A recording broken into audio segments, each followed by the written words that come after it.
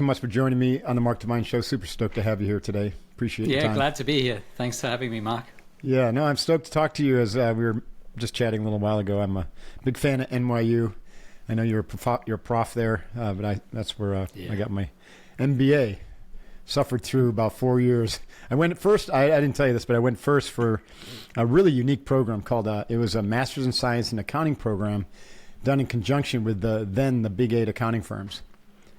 And so they had this concept that liberal arts graduates from mostly northeastern, good schools like, I was from Colgate, and they took a few of us, and then Williams, Yale, Harvard. And so none of us had accounting degrees, and we were hired by the big 8. So I was hired by Coopers and Lybrand. Others were hired by Ernst and Winnie, those names that don't exist anymore. Yeah, right. And Price Waterhouse.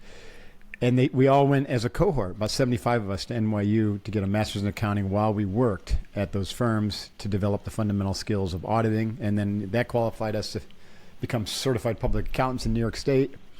And then 90% of us went on to finish our MBAs, and I got my MBA in finance. And then most of us left.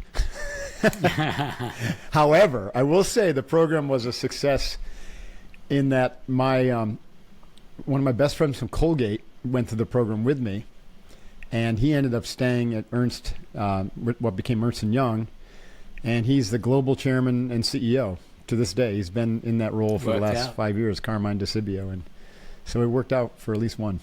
That's great. Isn't that an interesting story?